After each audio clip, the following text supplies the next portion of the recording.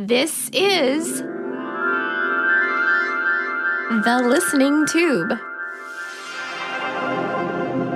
Hello again. Thank you for putting your ear to the listening tube. I'm your host, Bob Woodley. He's a nut job, but he's still sharp. On this episode, we'll hear from Sara Alessandrini, an Italian filmmaker who seems to know a lot about New York politics. We'll talk about the race for mayor of New York City, among other things. But first, Not the headlines. a culture of violence is creeping its way into our society. Wait, creeping isn't the right word for it. A culture of violence is invading our society. It's been happening for a long time now. What used to be settled by a fist fight then evolved into the introduction of brass knuckles, then knives, and ultimately gunfire. These disagreements are always best settled through dialogue, but there are people who don't have the wherewithal to deal with a reasoned debate. They see the world in a way that defies human nature and demand changes, and when reasoned debate doesn't conclude in their favor, they resort to violence to make a point that doesn't accomplish anything but the injury or death of someone who disagrees.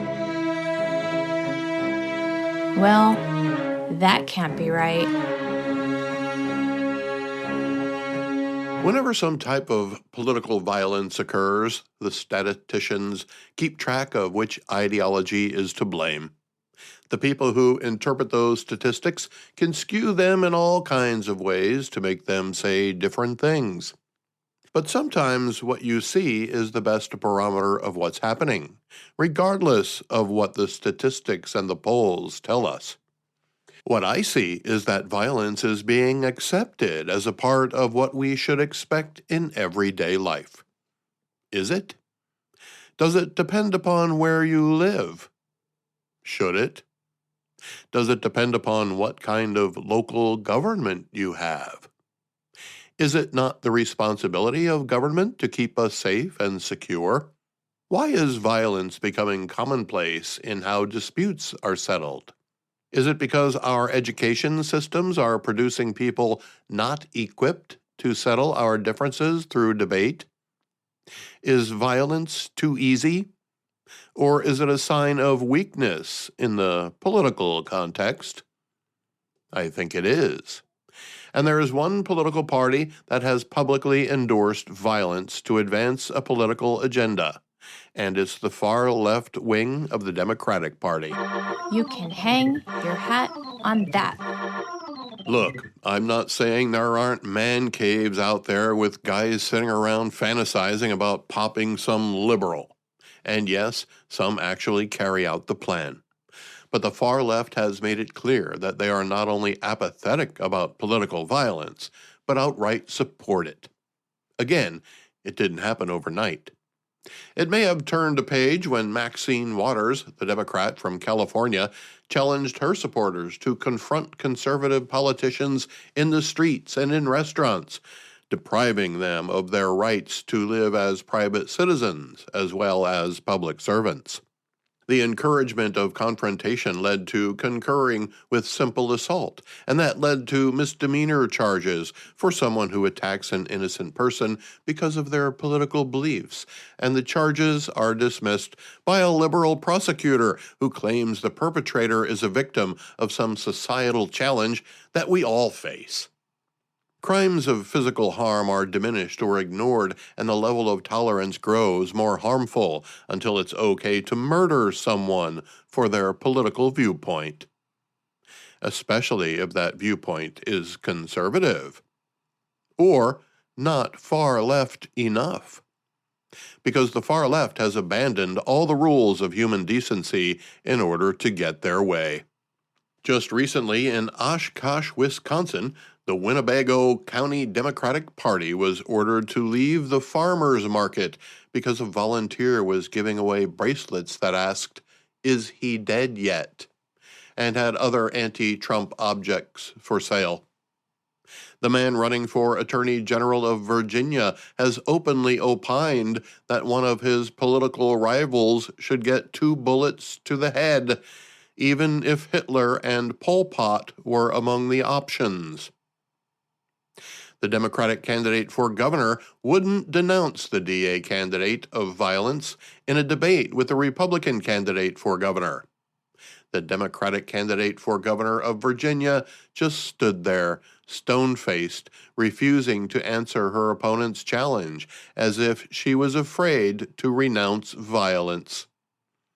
Afraid to upset the people who promised her the governor's mansion if she just does what she's told.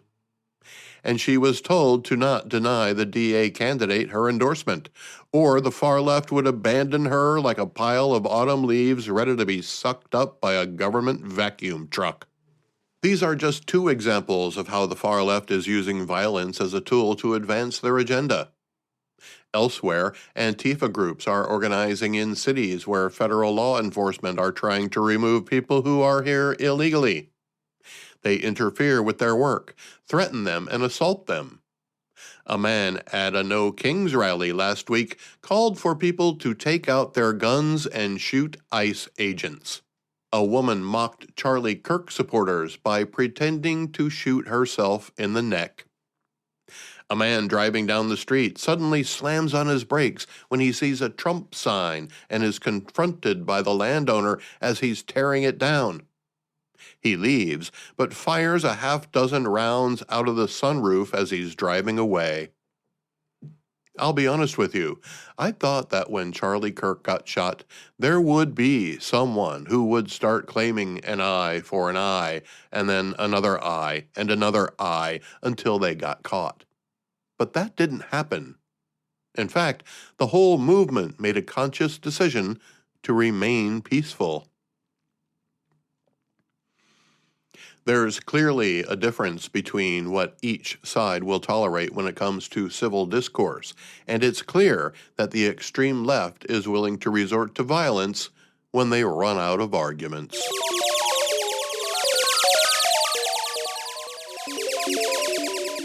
Let's go back through the listening tube for This Week in History. Sorry, booth announcer lady, no time for that. All that history will still be there next time. The listening tube will return at the speed of sound. Send email to thelisteningtube@outlook.com. My guest today is Sara Alessandrini, a filmmaker from Italy who made a documentary called This Is What New Yorkers Say. Sara tells me she was inspired by the saga of Andrew Cuomo and his resignation as governor of New York.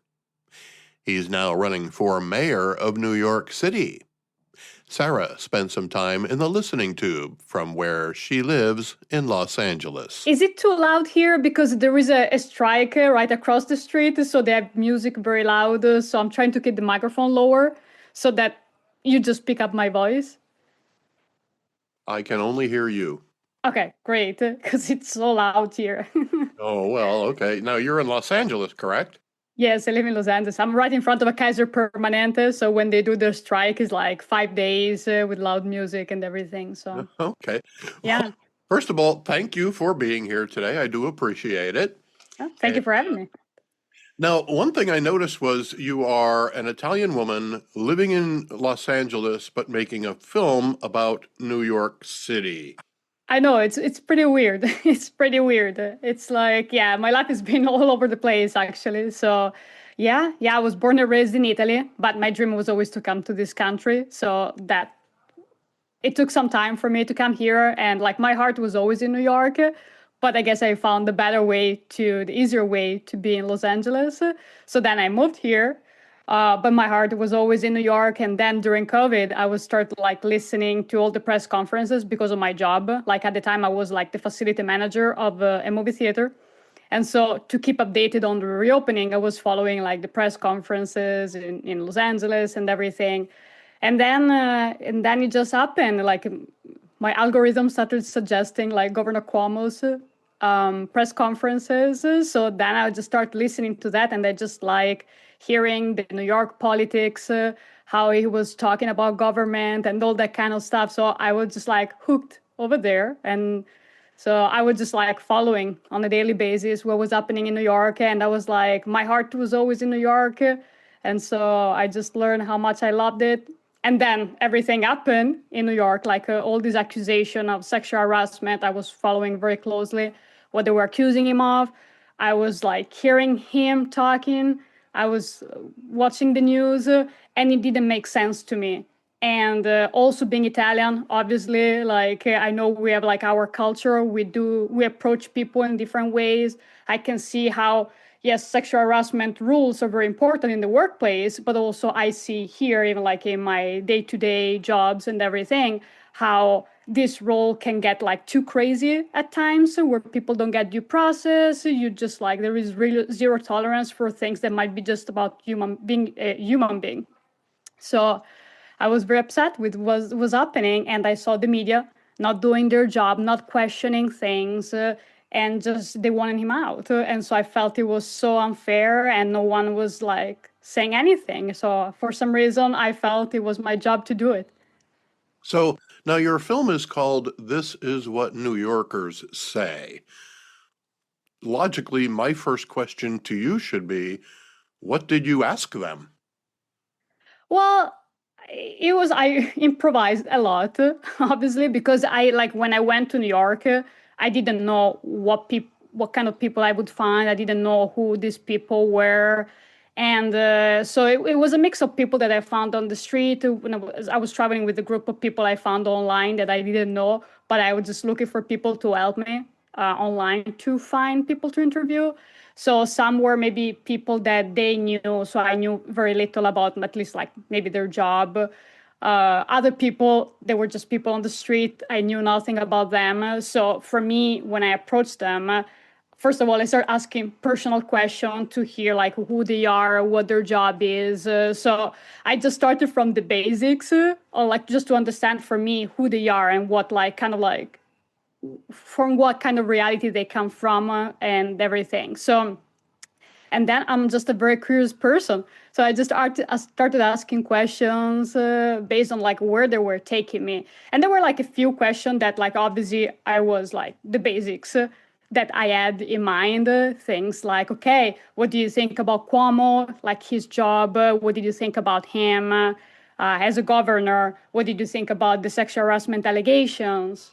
And what do you think about the Me Too movement in general? So there were like obviously basic questions that I would ask, but then I would just like listen to where they were taking me and then ask follow-up questions. So some interviews, like the first interview, maybe was like 10 minutes longer, and still there was so much for me just to learn. And like, you know, every time you do one interview, then you start thinking about other questions for the next person.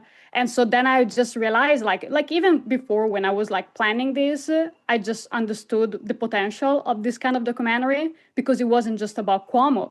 It was all these possible topics that are like very current here in this country right now, whether it's like the Democratic Party, how they handle this kind of situation, how the media is handling accusations, how they do their job. So the women empowerment, obviously there was like this potential for like a big documentary, because there were so many conversations that I feel we need to happen in this country and in every country, obviously, but now we live here, so we deal with what we have here. Did you confine your inquiry to New York City, or did you look elsewhere around New York State? Well, those people were around New York State. So some people were like in Manhattan, some were in Queens, some were in Bronx, but also we have someone in Long Island, Albany, and Rochester. So you traveled around New York asking people what they think about Andrew Cuomo shortly after he resigns his governorship over sexual harassment allegations. How were you treated by the people of New York when you asked about it? So that was like 10 days that I was traveling over there. So it depends. It depends. I think people like New Yorkers like talking. So if you go there with something like that is kind of like this provocative kind of topic, they get curious anyway. So they don't treat you badly. Um, but there were a lot of people that maybe were interested, but they were like, well, I work for the city, I cannot talk about this stuff. We met a few people in Albany that actually were like, we ran into a couple of people, like someone like they were part of like the accusations, or someone that was working in the office with Tish James. So some people were laughing at us for what I was doing and everything. So, but in general, everybody was very curious about it. So, but that was like, yeah, a couple of months after we resigned when I was traveling. But then the year later, actually, I was traveling again around the state for festivals, because I first released this as a feature documentary. And as a feature documentary, I submitted to festivals. So I was like, it was like maybe small town, like small film festivals. So I was in Long Island, I was like in Western New York. And so that was different. That was I would see really how like what people like, yeah, how, going back to your original question, how people perceived like also this person from Italy, from Los Angeles, doing a documentary about New York. So when I was like in Western New York, which is a very Trump support area, so they were very much not fond of Cuomo or anything. But so I was in a pub during a festival, and so I would just like chatting with people. So I just started chatting with these people, and they were very much obviously Trump supporter. And so they were like so amazed about this person coming from Los Angeles, Italian too, defending Andrew Cuomo in Western New York. Because my documentary, obviously, it's more trying to give like empathy to Andrew Cuomo, to the accusation and everything, just to get people to understand the other side of the story that the media didn't bring up. So they were like amazed. It was like, oh, this person coming from Los Angeles to Western New York defending Andrew Cuomo. It was so fun. But they were so nice, and they started like offering me beers, drinks. So we had a great night, because it's just like it's really great, like this documentary, because like everybody has an opinion about these topics. So just the fact that you say I did this thing that is different from what like most people, like the point of view that most people have regarding these topics, so it sparks conversation instantly, and you can make friends even if you disagree about stuff, but because like you have like something to discuss, it creates great connections. So that was Western New York. And then when I was actually in Long Island, like I was talking to a lot of people like that when I was like on Uber or Lyft or something like that, we started this conversation because, yeah, everybody is like, oh, why you from Los Angeles are here in these areas of New York? And so then every time I say, oh, yeah, I did this documentary, it actually defends Andrew Cuomo and everything.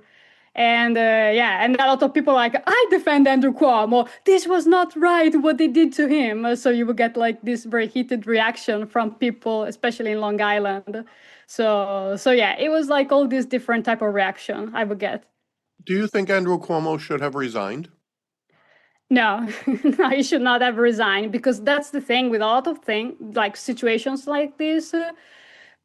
The media, everybody pushes in that moment, and like that moment obviously was for like they were pushing a lot more than they did with other people's in other times. Like with Eric Adams, there was a push to get him also to resign to Eric Adams, but then after a month, then they forgot about that. So I think eventually it would have happened with him too. People would have moved on with something. There was always something happening in the world. So like they would have forgotten about that, and he would have won if there would have been like an impeachment probe or anything. But I understand that the pressure was very strong over there, and like everybody was against him. I don't like, it's not a simple situation, but yeah, he should not have resigned, obviously. Like Andrew Cuomo is now running for mayor of New York City. He is running against a Democratic Socialist, Zoran Mamdani. He is also running against a Republican, Curtis Sweela. We can pretty much count out the Republican candidate in New York City. New York City is a Democratic city. It's been for many, many years. I don't see any reason for it to change overnight. So basically, we're talking about a choice here now in New York City between Andrew Cuomo, a Democrat, who's running as an independent, and Zoran Mamdani, who is a communist running as a Democratic Socialist. Mhm. So is New York City basically stuck between a rock and a hard place right now? I mean, it's hard to say because obviously there are all different types of New Yorkers even there. So there is this big split in general, like nationwide, between like the moderate part of the Democratic Party and the far left, obviously. And Andrew Cuomo was always like while he was a governor, he always had issue with the far left. So there were always clashes between him, even though they were part of the same party, but with people like AOC, obviously, that they're like far more left. So there were always clashes. The far left always hated Cuomo because he was too much of a moderate.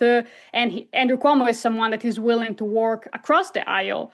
So I think that's also like where we are now. Like we have a candidate, obviously, is like way much to the left, who, in general, nationwide, we can see that they are not willing to talk to people on the other side of the aisle, obviously. And then we have Andrew Cuomo, someone who always worked with both the left and the right. So I think he's the candidate that actually can bring the interest of all the parties together. So Curtis Lewa, yeah, he's the Republican one, but obviously, yeah, the Democrats will not vote for him. So he would have only the vote of the Republicans and not all of them, because a lot of Republicans also don't like Curtis Lewa. Trump didn't even endorse Curtis Lewa, so the Republican Party is not behind him. So there is that thing, but there are also Republicans who still like Cuomo. Like Cuomo always had a lot of friends that were also Republican in like politicians and other people. So he's always been somewhere like more into the center, so that he can appeal to both the left and the right. And so at the end of the day, like, so Eric Adams already dropped the campaign. And there are questions about whether Curtis Leva will drop or not. He says he's not going to drop, but people hope that he will drop. But at the end of the day, people can always, even if like they like Curtis Leva better, they can always decide if they prefer to use their vote for the most like viable candidate or the one they like the most. So obviously some people will say, I will never vote for Andrew Cuomo. Other people will say, well, I prefer voting for Andrew Cuomo even if I don't like him, because I rather have him than having the socialists governing New York City. So yeah, it's a tough choice, obviously, if you don't like those candidates. But I was reading like even this article, and there are like different Republicans that are saying Republicans should vote for Andrew Cuomo, because that way, if they vote for Curtis Lewa, then most likely Zora Mamdani will win, and they will not have a seat at the table. While if they help Cuomo be elected, then that way they can also say, hey, we were part of your election, we were here to help you, so listen to us. While the far left is not going to do that, in general for their own ideology, but also because they don't need those votes. But Cuomo would need those votes in order to win. And so now with Eric Adams gone, their old polls are saying he's like around the 33%. So now he's like maybe 10% behind Zora Mamdani. But if he gets also the Republican votes, then I think he has a chance either way. But yeah, like I think like definitely like if the Republicans want to help him get elected, then they would have a better chance to be heard. What did New Yorkers tell you? Like recently, Yeah, or talking yeah, about then? recently.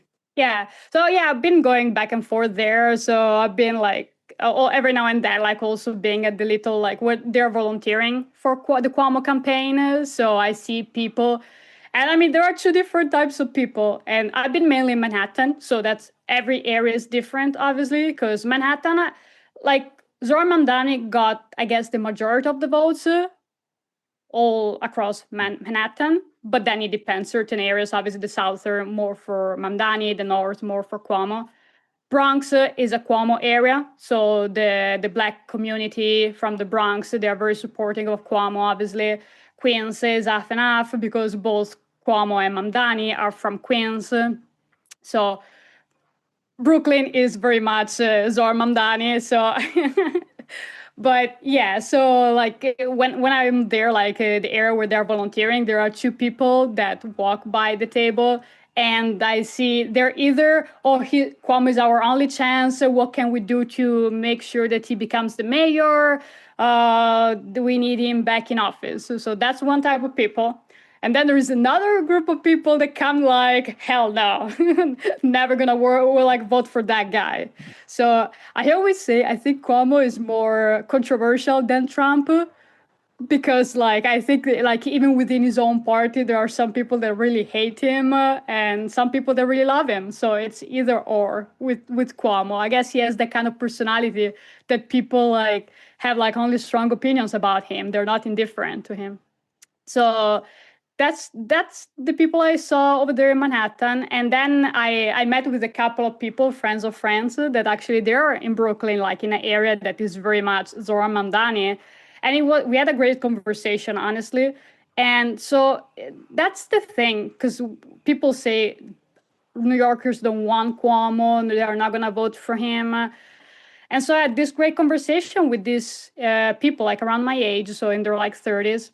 And so they are very much Zoran Mamdani. Like one of them has a picture with Zoran, like in their profile, so like on social media. So when I was going to meet them, like I told them about my documentary, but I didn't necessarily say my documentary kind of defends Cuomo, supports him. So I was worried. I was like, oh, how these people are gonna hate me just because, like, if they like Zoran Mamdani that much, doesn't mean they hate Cuomo. And then it wasn't that way. It wasn't that way. We had a great conversation. And they said they loved Cuomo during COVID. They really liked him. They were always listening to him. But they just don't understand why he wants to run for mayor of New York City since he hasn't lived here full time for many years. It's unfair, but that's how people are perceiving this. And then Zoran Mamdani is pushing a lot of that, saying that Cuomo is not a real New Yorker. He hasn't lived in the city. So I know a lot of people that vote for Zoran Mamdani feel that too. Just because they vote for Zoran Mamdani doesn't mean they hate Cuomo. So yeah. Now, New York has a very heavy immigrant population, and immigration is a hot topic around the world right now. You're obviously an immigrant to the United States. What was your experience with the immigration process? Well, very difficult, obviously. So yeah, like every case is very different. I have friends from all over the world. I know people from Asia, obviously. I know people from Middle East, from Europe, from South America. I know people from pretty much all over the world. And so we always talk about our own experiences. And I can tell my experience was probably crazier than a lot of other people too. So it was very difficult. But when something matters, you're willing to go through difficult things for sure. And so to me, it was always worth it. But at the same time, when I hear everybody talking about immigration, I'm always very careful, and I don't jump and like react to things.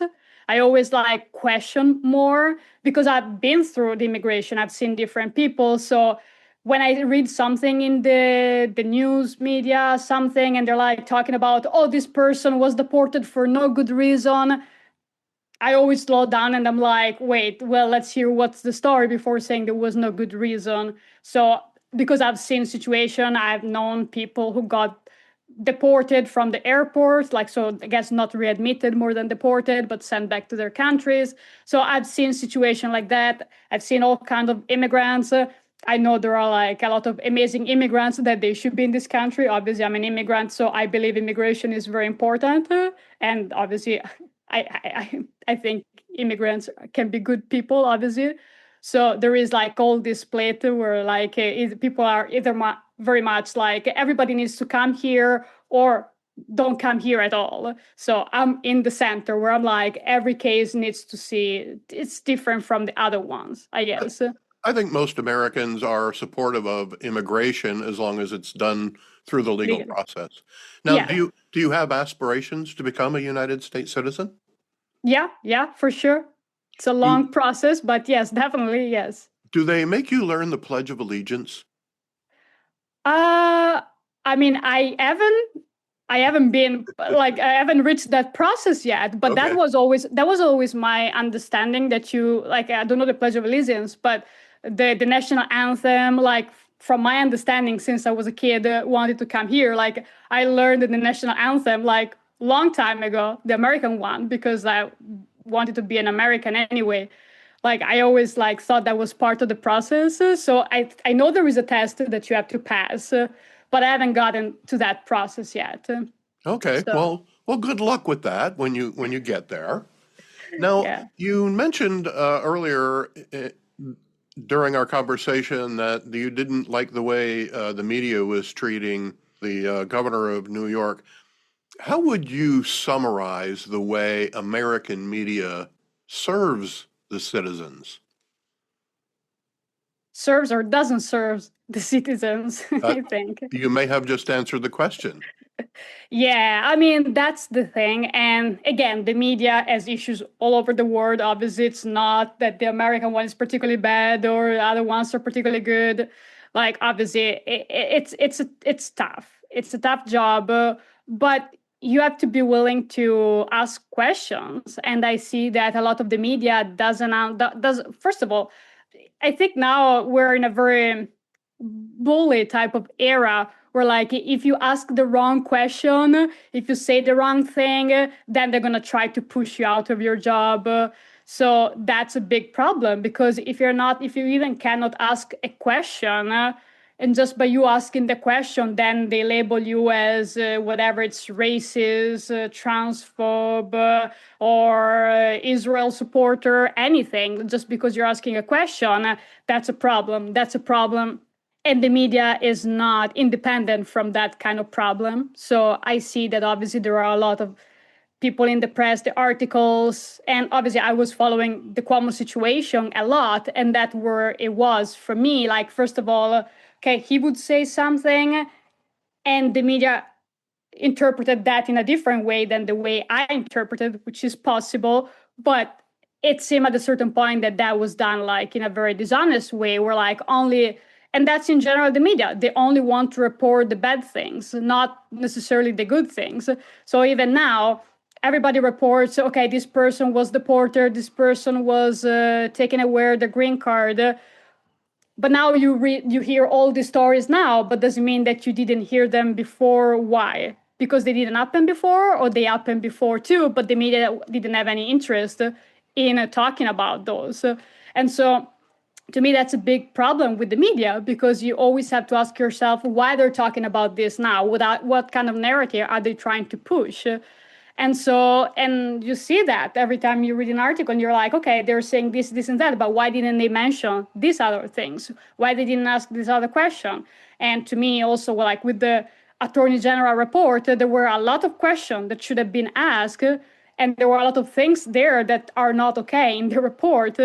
Like they were saying, okay, this they were using as a fact that something happened, but they said that even though one of the people involved in the party changed their mind, because that person was threatened by one of the accuser. So if you're writing over there in the document, this person changed their mind after their initial statement because this person was threatened by one of the accuser, how can you trust that what they're saying it's true now? And why are you even putting this in the report if that's obviously something that their testimony is not worth it anymore because they was tainted. So yeah, so there are too many questions about the news media always reporting certain things and things becoming a trend during certain times, and everybody just talk about that.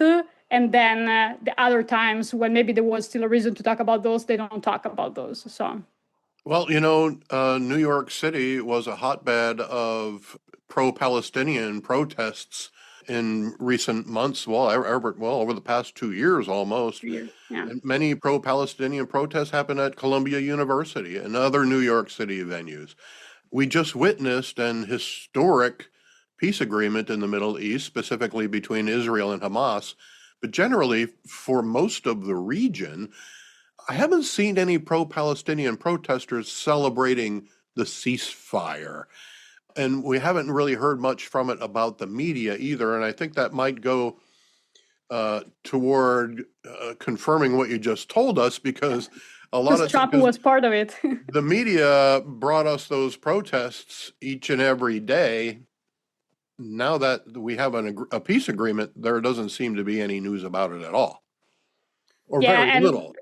Yeah, and we're seeing the same in Italy too now. Like they just woke up about the Palestine situation in Italy, even though it's been for 2 years. But yeah, no, those protests in schools, like they were horrible. Like a lot of people being harassed. So like to me, seeing like the day after what Hamas did to the Jewish population in Israel, like that was horrible. What was experienced by those people, and what was even more horrible, the people that were celebrating that on October 8th. And so that was, and I'm in Los Angeles, so I definitely like deal with a lot of people that are far left. And yeah, I never heard anyone saying anything about the October 7. They didn't make any statement, and they just were celebrating that what was happening. And in October 8, all the protests that started happening. So yeah, and in Italy even now there were protests for the past few weeks for Palestine, for the starvation and everything. And now that this peace deal happened, they are very quiet. So that makes you ask a lot of questions about whether these people were in it just because they wanted like a cause to fight for, and it was for like, from the river to the sea, to have like Palestine as one state solution compared to the two-state solution. So if you only cared for the suffering of the Palestinian, then you should be happy about this agreement. Whether it was Trump doing that or someone else, you should be happy. But that's my question now. Are people not saying anything because they didn't care about the suffering of the Palestinian? They only cared about the one-state solution, where Palestine is the only state. So Now, yeah. Do the opinions of people from New York matter to people from the other 49 states? I think so. I think that's the thing. It's like it is New Yorkers talking, but it's about the topics that all around the country are important, because it starts from the Cuomo case, but that case, it's similar to other cases that have been, like a lot of people talk to me about El Franken, and everybody has an opinion about El Franken. So, but it's really, this story, it's really starts from Cuomo.